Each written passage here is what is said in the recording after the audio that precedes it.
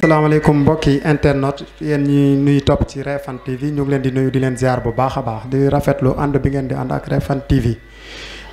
xanaa di wéy rek ak yéen ci seen édition spéciale Magal Touba Refane 2020 ñu fas yéene ci dalal benn responsable politique nekk adjoint ci maire bi di monsieur Nguy Ndour ñu ngi koy jaajëfal ci vraiment déplacement bi ak disponibilité bi mu am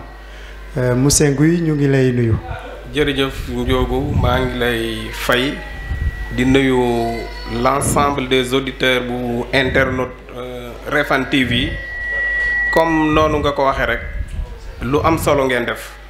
te lu am solo bu ko nit defee woola ci da ngaa war a daw ànd ceeg ñoom muy lu ma rafetlu di leen ci ñaanal yàlla na ko yàlla jëmale ci kanam yàlla na xéwal gi yokku. amiin amiin yàlla na man gi yokku. amiin waay yàlla na dem ba nekk une très grande télévision boo xam ne dafay couvrir l'ensemble du territoire sénégalais. ñu ngi leen koy ñaanal. amiin waay amiin amiin monsieur Nguy kon dañuy soobu directement rek ci émission bi ndax bu waxee édition spéciale Magal Touba Refane 2020 ñun ñëpp a xam ne lii magal gu exceptionnel la ndax daaw ñu ko màggalee nii. ñu bëri sax dañuy wax ne dañu ko annulé waaye damay wax ne du annulé dañu soppi ni ñu doon doxalee. bëggoon nañu xam lan moo waral ñu magale ko ci anam yi nii. jërëjëf. yaakaar naa balaa ñuy ñëw ci li waral ñu màggale ko ci anam bi dañuy xaw a def une présentation sommaire. ok comme ni ma ñëpp xamee Nguy Ndour laa tudd. juddoo Ndereb. en 1977. def samay études élémentaires en Ndereb. mais dëkk ci dëkk bi. macha allah bu ma nee dëkk ci dëkk bi day couvrir l'ensemble de la commune de Refane. macha allah ñu mën cee xam ne doomi Refane la doomi réew maaw la et d'une manière plus élargie doomi département Bambey la doomi Sénégal la may ndaw loo xam ne très tôt dama daw dem ci les groupes associatifs pour mën a xam lu xew ci réew mi ak luy doxal réew mi ma soobu ci kon suñu ñëwee tey ci bés bii nga xam ne bésub Xaadimu Rasuul la bésub Sëriñ Tuubaa la wante bésub Refane la ñu invité ma ci particularité màggal gi ni mu amee ren dinaa ci sawar waaye may nuyu le président daayira sopp Xaadimu Rasuul Serigne Aliou Thiaw di nuyu imam Serigne Aliou John di nuyu oustaz Abdoul Faye di nuyu l'ensemble de la communauté de Refane ndaw ñi mag ñi góor ñi ak jigéen ñi di wax ne lii nga ma laaj xew-xew la bu xaw a méngoog jamono ndax màggal gi dañ ko doon def bu ñu ñëwee tey organisation bi demee nii lu ñu war a def en tant que murit en tant que taalibe Cheikh Ahmadou Bamba Xaadimu Rasuul sant yàlla la ndax bu ñu xool tey nañu xool Kazu Rajab Cheikh Falilou Mbàkke Xaadimu Rasuul bi bu fekkee ne dañoo dem ba Kazu Rajab boobu am loo xam ne tax na amul buñ ñu ne ndax màggalu Touba Refane wala bu Touba Ndereb wala bu Touba réew ma war naa am nun nu Cheikh Falilou Mbàkke doxee loolu la ñuy roy noonu la ñuy def te doy nañu ci lépp kon daal lii bu xewee nii man damay jàpp ne sant yàlla la rek sant yàlla bu baax a baax waaw jërëjëf Nguy jërëjëf ci présentation bu am solo bi ndax lii moom vraiment comme ni ma koy waxaa rek yéen ay référence ngeen ñoo xam ne ñu bëri nañ leen di topp xanaa dellusiwaat rek ndax xëy na li ko waral muy Covid 19 bi nga xam ne moo lembee jamono dañu ko jàppee comme ennemi national. yaakaar naa tamit fii ci Refane suñu ennemi la comme ni mu nekkee ennemi doomu aadama yi yëpp. te yaakaar naa ennemi di nga teg ay matuwaay yoo xam ne moom ngay jàkkaarloo. gestion bi ci Covid 19 fii Touba Refane bu ñu ci mënee am ay leeral. jërëjëf li tax ñu renvoyé jàngi Touba Refane wala li tax ñu doxalee jàngi Touba Refane ci beneen anam. mooy loolu nga wax léegi. di ennemi non pas national mais je dirais ennemi international. foo toll ci jamono ji. quelle que soit la puissance ak nu dooleem mën a toll. mbir mi dugg na fa jaxase réew moom ba programme yeeg organisation beeg lu bëree bëri wëlbate ko. kon su fekkee ne loolu dañ ko dafa am ci àdduna. nun fii ci suñu commune.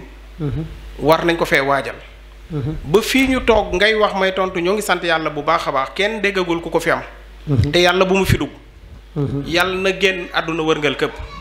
ah xëy na li tax très tôt toute la population de Réfane, je dirais kilifaay Réfane yépp dañu comprendre nan la ñu mën a def ba mucc ci jàngoro bi muy les mesures barrières nga xam ne télévision wala rajo boo dégg ñoo ngi koy waxtaane fii ci Réfane ñu ciy sant bu baax a baax a baax la commune par le biais de Serigne Abdoul Faye wax dëgg yàlla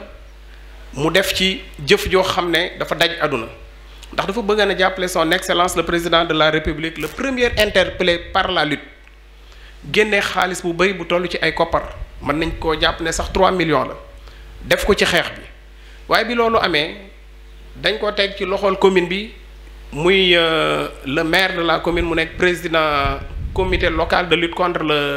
la Covid-19 daf ci ànd ak nit ñu bëree bëri yemul ci loolu képp koo xam ne da ngay yëngu ci développement wala ngay yëngu ci politique wala ngay yëngu ci leneen moo xam ci parti de gauche nga bokk wala ci parti de droite dugalaat nga sa loxo ci xeex kenn ku nekk jël na man-manam ak kàttanam def ko ci. loolu yaakaar naa ne njëriñ li mu am yamul ci commune u Réfane ndax aussitôt après dañu jël million bi def ko ci comité départemental pour mën leen koo jàppalee tamit 2 millions yi ci des vraiment ñu dimbali ci askan wi wépp de façon tellement élargie waaye balaa ñuy ñëw ci dimbal askan wi dañu ne comme les infirmiers docteurs yi fi nekk ak le personnel sanitaire ñoom ñooy peut-être yàlla tere bu fi malade amoon le premier contact nañ leen protéger nañ leen di protéger dañ leen di former d'abord yaakaar naa ci valeur boobu lañ jël une somme assez conséquente former leen ci bi ñu leen former ba ñu am xam-xam bi installé ko ñu jënd ay matériel yoo xam ne matériel la yoo xam ne dina leen mën a aar ci seenu nekkin ay thermoflash ay eau de javel ak ay désinfectant yu bëree bëri lu ci mel ni gel alcoolisé yi jox leen ko ba ñu mën a aar seen bopp waaye ñu xalaat ci jumaa yi defal jumaa yi yu mel noonu ba nga xam ne fépp foo xam ne askan waa nga fay daje yàlla mën na leen a dimbali ñu mucc ci jàngoro boobu waaw. baax na jërëjëf Nguy leeral yi am na solo trop vraiment ay jàmbaar ngeen xanaa di ñaan yàlla rek comme déggaguñu ko fi yàlla bu ñu ko fi dégg ba abadan amiin yaa rabbi. xanaa di ñëw rek ci màggal Touba Réfane ndax ku ko dégg xam ne organisation dégg la laaj. ndax bu ñu nee Réfane oote loolu mairie bi la ak ñëpp yaakaar naa nag bépp organisation képp ku ci nekk rek dañ ciy am rôle boo ci joué. ñu bëgg na xam mairie bi ban rôle lay joué ci màggal gi. waaw comme ni nga ko waxee rek màggalu Touba Réfane day événement boo xam ne fii ñu toll kuy nat événement yi gën a mag ci réew mi booye boo boole ci màggalu Touba Réfane ba tax na suy waaj ñu bëri lañ ciy impliqué waaye bu ñu fàtte ne avant la participation ndax participation mairie bi avant la au moment et après mais balaa ñuy wax participation mairie bi ci jàngale mairie bi dafa nekk ci lu ñu tuddee pouvoir concentré muy le pouvoir du président de la république te suñu nee le pouvoir du président de la république mooy le pouvoir du gouverneur de la région de Diourbel du préfet du département de Bambey te Réfane am une particularité Réfane fait partie de 2 régions muy la région de Diourbel ak la région de Thiès forcément bu ñu interpeller le gouverneur de la région de Diourbel on devrait en même temps interpeller le gouverneur de la région de Thiès mais connaissant que l'administration sénégalaise est indivisible bu ñu demee ci benn gouverneur rek day représenter bi ci des looloo waral bu jàngi Réfane jotee ñu bëri buñ comprendre du ñu ràññee dañuy gis la présence du sous-préfet de Lambaye et la présence du sous-préfet de Ndiéyène Sirakh je pense que noonu la kon loolu administration territoriale bi la ak ni Réfane jaxasoo waaye kon ci loolu ñoo ñëpp kenn ku ne am na lu la ci war ndax bu ñuy dem ci gouverneur bi di ko yëgal day mën a def une représentation du CRD conseil régional de développement bu ñuy dem dañuy yóbbuwaale un ensemble de doléances loo xam ne dañuy jàpp ne bu ñu ko joxee gouverneur bi mu taxaw ni mu war a taxawee dina war a mën a muccal ayib organisation jàngi looloo tax ñuy dem ci moom di ko yëgal moom à son tour moo war a yëgal le gouverneur de Thiès kenn ku nekk lu mu ci mën à son niveau mu def ko mais tamit dañuy def une décentralisation jóge ci gouverneur bi ñëw au niveau du département may sant yàlla nag bu baax a baax ndax at yu mujj yi ñu koy def saa bu ñu koy def mat na 5 ans boobaak léegi yaakaar naa daayira bi bu ñuy dem ci gouverneur di dem ci préfet di dem ci autorité locale yi tuuti naa mbub lool oyof naa mbub lool sama loxo guddul waaye danañ ma woo ma ànd ak ñoom mais nag alhamdulilahi rabbil alamin su ko defee ci loolu ñooñu daanaka en grande partie ñoom la organisation bi war parce que le gouverneur représente le ministre de l'intérieur te aw askan saa boo koy dajalee war nga garantir seen sécurité war nga def ba courant du fa coupé war nga def ba nit ñi nekk ci jàmm war nga def ba ku fa tawat ñu faj la daanaka loolu mooy les éléments du CRD bu ko defee au niveau de la commune maire bi dafa war nekk un homme relationnel te je ne dirais pas que Djib Thiaw nekkul loolu wax dëgg yàlla fépp foo xam ne nit ñi mënuñu faa dem Djib Thiaw dana jàpp ci loxoom ka fa war a dem wala mu jël la fa war a dem toog ak kooka waxtaan ba kemtalaay kattan li ñu ci doon séentu sama borom dogal ko ci. bu ko defee nag sur l'éclairage ci CLD bi nga xam ne le préfet de l'arrondissement de Lambaye moo ko war a organiser dana woo waa dispensaire dana woo waa électricité dana woo tous les services rattachés du département kenn ku nekk mu ne ko lii sàmmoonteel ak moom ci bés bi ba bu bés bi jotee mu mucc ayib maire bi bu ko defee maintenance bi li nga xam ne lampe yi wala extension réseau bi wala leneen loolu moom la war yaakaar naa tamit moom jógul di ci def kemtalaay kàttanam. baax na jërëjëf monsieur Nguy ci leeral yu am solo yi ndax vraiment maire bi moom bu ñu waxee organisation da ciy taxawaay yu am solo mais toujours tamit dañu ciy nimeeku léeg-léeg ay rëcc surtout ci mbirum courant bi nga xam ne xëy na ren yàlla dinañu suturaal ci ni ñu ko organiser nii nga xam ne mbooloo mi ñëwul mais ci année yi nga xam ne dañu ko romb dañ ci doon nimeeku souvent ci jour bi ay délestage di ci am. loolu ndax mën nañ cee am ay leeral ndax moom askan wi dañu koy laaj tout le temps. waaw loolu par expérience maanaam expérience soo ko déggee mooy xam-xam boo xam ne maa ko ci amal sama bopp ndax yaakaar naa organisation gàmmu réew maaw dama ciy bokk de près et de loin. organisation jàngi Nder dama ciy bokk te toujours même au-delà de cette commune. Lambaye damay dem ci seen cérémonie officielle dans un peu partout dans le département de Bambey dañuy am défaillance yooyu loolu expérience bi li mu joxe ak explication yi ñu waa Sénélec di jox ndax am na loolu maîtriser wuñ ko bu dee ci wàllu information digitale tu es mieux placé pour nous expliquer looloo tax quand ces événements arrivent quelque part dans une localité nu ñuy def mooy interpeller le directeur départemental bu Sénélec mais li mu ñuy xamal mooy ci bés bi ñu bëri dañuy profiter yokk électrification bi nekk seen kër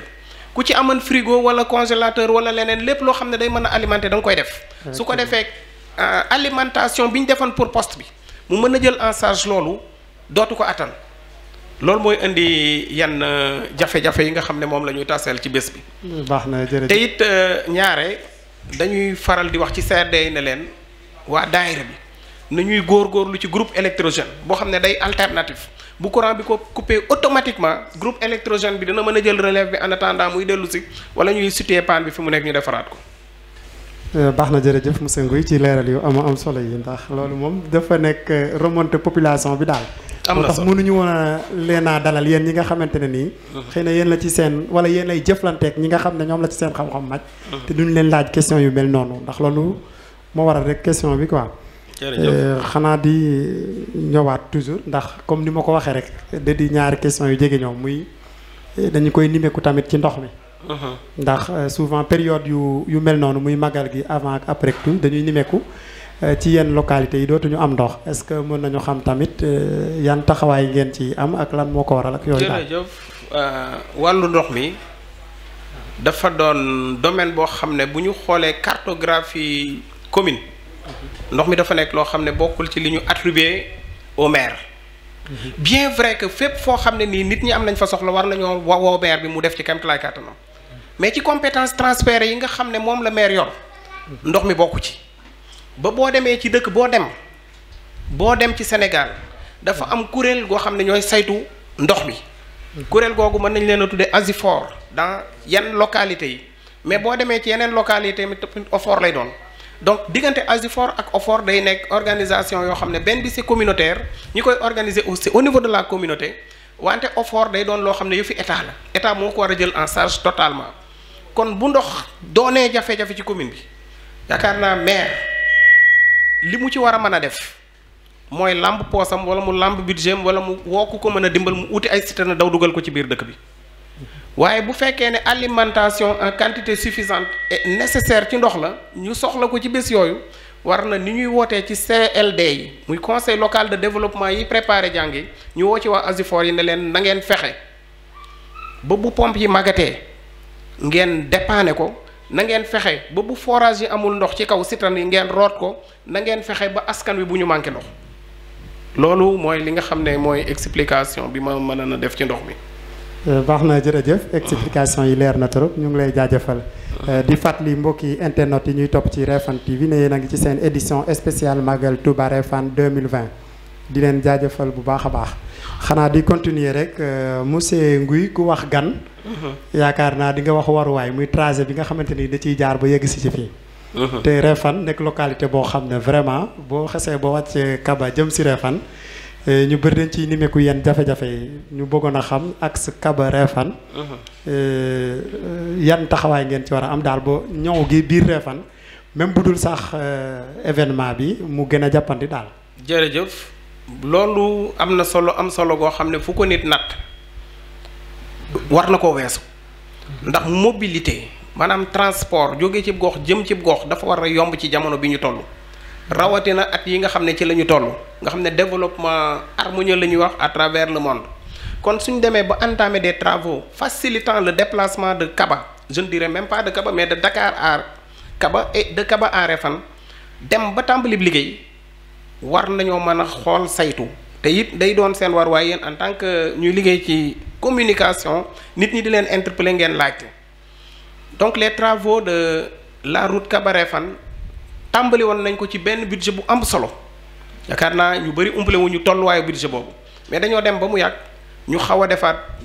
standing je ne sais pas du ma utiliser ay anglais ndax manuma ko ñu xaw a taxaw tuuti li tax ñu taxaw nag day koy xoolaat ci jamono bi ndax jamono dafa toll foo xam ne dañuy wax état d'urgence assorti d'un couvre-feu. mobilité dootul yomb. ba tax na ñi nga xam ne dañu doon jógee feneen ñëw di liggéey si nañu amoon liberté dootuñu ko man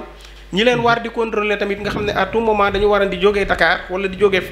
dans les localités les plus éloignées du pays ñëw superviser les travaux xool. par rapport ak seen carnet de charge.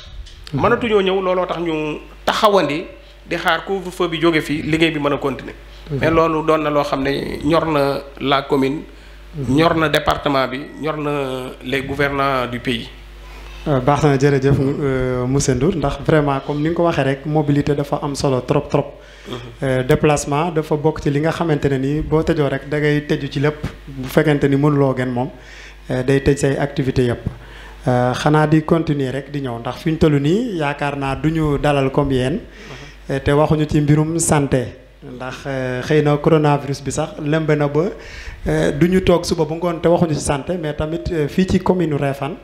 yaakaar naa war nañu xool dispositif sanitaire ndax dañu ko fii nimeku bu bare lu baree bari. ndax yàlla tere souhaité ñu ko waaye genre événement yu toll nii yaakaar naa toujours dañ ciy nimeku ay jafe-jafe côté santé daal ñu bëggoon a xam ci dispositif sanitaire naka la ci mairie bi di taxawee daal. jërëjëf boobu question bu may sawar la ndax en général la santé va de pair avec l'éducation. kon booba laajut ci éducation bi bu ñu paree ci santé dama lay wax forcément ne il faut m'interpeller par rapport à l'éducation. ok kon damay enseigner rek ndax vraiment benn question la dama ne woon. santé ak éducation ma ne naa ko kii. jërëjëf. waaw waaye dama lay bàyyi rek nga développer ci les deux à la fois quoi. ci wàllu santé d'abord. wala bu la neexee sax ma tàmbalee ci éducation parce que jàngalekat la. ça va de soi. waaw fii laa doon jànge di jàngalee ci commune bi bon président commission éducation ci suñu commune di sama xarit. njàngale mi ñor nu nag lool comme ni ñu santé ñoree. donc loolu moo tax ma ne la bu la ci neex ma tàmbalee waaye comme santé nga ma jëkk a laaj bàyyi rek ma jox la ci santé bi ñu ñëwee gis nañ ne la population de Refane dafa doon population boo xam ne ci jamono bii ñu toll mënuñoo tudd dara ci Sénégal te tudduñu leen ñu gis ne population tamit fépp fu mu nekk yelleefam gi jëkk ci moom comme doomu aadama bu ne wér-gu-yaram ca la ci la ñu xoolaat d'une façon diagnostiquée l'ensemble des structures de la commune gis nañ à l'époque ne amoon na case de santé à Réumao amoon na poste de santé à Ndrep poste de santé à Refane ak poste de santé à Mbambi ñu ne loolu doyul Refane toll na foo xam ne kenn ku nekk ci Refane donte fin fond ba nga dëkk war ngaa mën a feebar wala nga yëg lu lay metti à la minute qui suit nga dem ci benn structure sanitaire faju ji ci la ñu defee benn case de santé boo xam ne mu ngi boox mbaafee njarno def benn case de santé nguy maanaam àggale case de santé boo xam ne mbuubaan ak fee lañ ko doon def àggale maternité bi nga xam ne fii ci dispensaire u Réfane lañ ko doon def àggale ba tey wala ñu tabax benn maternité Ndereb loolu lépp yaakaar naa luy dooleel santé la yemuñu ci loolu mais dañu relever le plateau technique en quoi faisant wuti matériel bi nga xam ne dañu bàyyi ñi nekk ci structure sanitaire yi def seen expression de doléance wax li ñu soxla nañu koy soxlaa ak nuñ ci mën a liggéey seen i jumtukaay bi ñu ko bindee ñu sol suñu daal uti ci lu bëree bëri mais may profiter encore ci occasion bi di féliciter l'ensemble des ressortissants de la diaspora de Réfane nga xam ne ñoom itam nu santé ñore yaakaar naa ñor neen leen lu ko ëpp ba seen doole seen man-man seen xalaat seen temps bépp dañ koy jël di ci def ay ndaje di waxtaan di dajale seen xaalis di ut ay moyens di indi ci Réfane li ñu fi indi daaw ci matériel sanitaire am na solo trop amal nañu njëriñ kon loolu tamit mënu mën a wax ci santé te waxuma ci en même temps ñu ne au niveau de la commune du rek nit ki dafa war a feebal dox dem ci poste de santé wala dox dem ci case de santé dafa war a am ay ambulance médicalisée yoo xam ne dañ ko ciy yokk ci la maire bi defee ay effort à Réewmaaw bi ñu fa yóbbu ambulance bi ñu fa yóbbu muy ambulance médicalisée case de santé la woon mu jaaxal département bi yépp nan la case de santé war a am ambulance ñu réfectionné wala defaraat ambulance bi nga xam ne moo nekkan Réfane ci xaalis bu takkoo takk du jar ñuy tudd somme yi donte mën nañ ko yemuñu ci loolu daañu jëlaat benn ambulance médicalisée ko indi ko Réfane suñu xel ak suñu xalaat ak suñu yéene ak suñu xol mooy am na ambulance bu ñu war a yóbbu feneen daanañ ko wax sax bi ñuy def mbirum politique ndax man damay bëgg toujours jataay yi neutre du ma ci tudd politique waaw waaye nag comme manta ñàkk daanañ ko wax Mbambe mu ngi ci suñu xel pour ñu yóbbu fa ambulance Ndereb gi ma dëkk mu ngi ci suñu xel pour ñu yóbbu fa ambulance foofa tamit li tax ambulance am yéex il faut nit ñi déglu mën koo comprendre dañu jàppoon ne dañ fa yóbbu ambulance asifooro Ndereb wax maire ak staff communal bi ne leen am nañu ambulance loolu moo indi woon dichotomie bi nga xam ne ambulance bi waroon na dem Ndereb dañ ko yóbbu fenn mais bi ñu toogaatee waxtaan autour de la table jàpp nañ ne dëkk bu war a am ambulance bu soobee yàlla dañ ko fi yóbbu ci wàllu éducation muy njàng mi ak njàngale bi ren toujours particularité Covid 19 depuis mars nañ ko arrêté kooku yeneen waxtaan la mais nag li ci maire bi wax la ñuy def ndax foofu tamit maire ku fa war a def la pour plusieurs raisons bi njëkk il a été instituteur moom maire il a été professeur de collège moom maire il a été professeur de lycée moom maire il a été professeur il est aujourd'hui professeur d'université kon kooku xam na njàng bu ñu xoolee conseil municipal opposition ak parti au pouvoir réunis les 50% sont pratiquement des enseignants kon yaakaar naa foofu ma des koo traité en parent pauvre loolu tax toujours ci suñu budget municipal dañuy ut chaque année millions yu bëri jënd ci ay fourniture balaa école yi dugal ko ci éducation dugal ko ci daara yi ndax éducation bi ñu ko waxee dañu c'est une éducation nationale du njàngam nasaraan rek njàngam daara la beneen boole nañ ci privé bi am nuñ ko jàppalee donc yemuñu ci loolu fexe nañ ba 14 écoles yi nekk au niveau de la commune de Réfane école bu ci nekk jëndal nañ ko ordinateur jëndal nañ ko imprimante jëndal nañ ko onduleur jëndal nañ ko un ensemble de matériel de reprographie ndax jamono bii ñu toll mënuñoo jàng te tudd ñu ay kayit mënuñoo jàng te tudd ñu multiplier de documents ndax dañu nekk ci phase curriculum de l'éducation de base kon njàng mi ñuy def léegi bokkul ak njàng mu njëkk ma donte du ñu dugg profondément dans les détails donc loolu mooy li nga xam ne moom la ñuy def ci éducation te yemuñu ci loolu institué nañ au niveau de la commune de Réfane benn fête de l'excellence boo xam ne dañuy motiver l'ensemble des apprenants élèves yi yépp ñu ne at mu jot dañuy dégager un budget conséquent neexale ko jàngalekat yi gën a ràññeeku neexale ko jàngkat yi gën a ràññeeku inviter l'ensemble des autorités scolaires muy LIEF LIA ak képp koo xam ne service rattaché nga ci éducation bi ñu ne duñ ko def mu yem foofu aussi nañu jëlaat benn somme bu am solo ñiy jàng alxuraan at mu jot ñu dajale leen fii ci bërëb sëñ Touba bi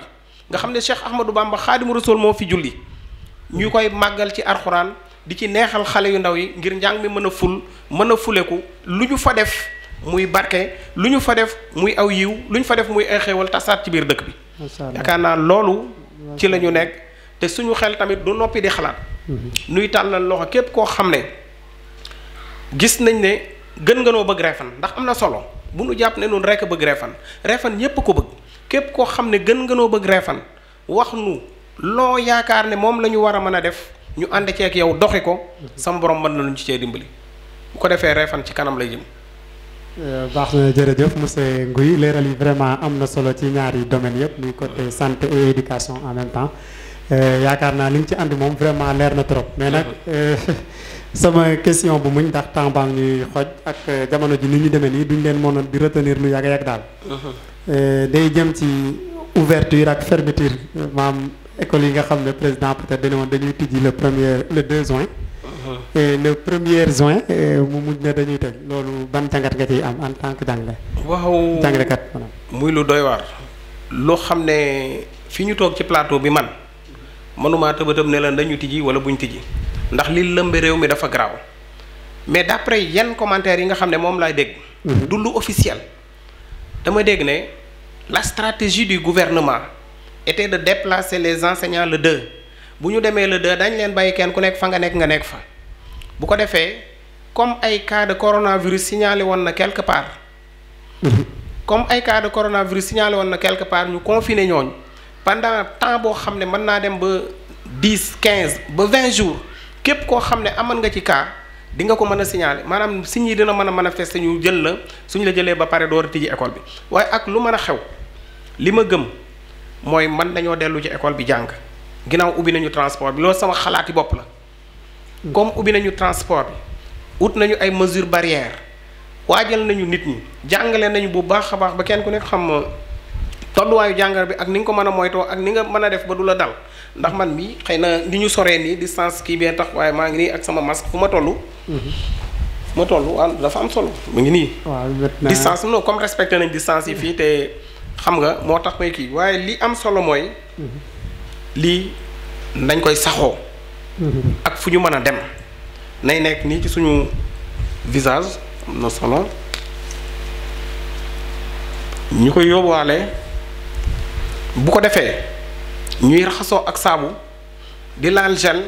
vraiment set te sellal te moytu saafonte bi joxante loxo nuyuwante yemale ko ci asalaamaaleykum maaleykum salaam vraiment l'islam yaakaar naa yàgg naa soxla lu mel noonu yàlla mën na noo dimbali comme amut fii te ñaanuñu yàlla mu dellu si fi ñaanuñu yàlla mu am fi yàlla bu mu fi am te it am naa yaakaar ne bu école bi tijjee yàlla mën na ñoo dimbali résultat yi ñu doon xaar am. baax na jërëjëf ndax lu am solo ci programme bi jàngale woon nañ ko te li ñu bàyyi woon ci xale yi bu ñu ko indiwaatee école ñu renforcer ko yàlla mën naa def bu ñu defee examen dañ ci génn. baax na jërëjëf monsieur Nguy di leen fàttali toujours yéen a ngi doon suivre seen.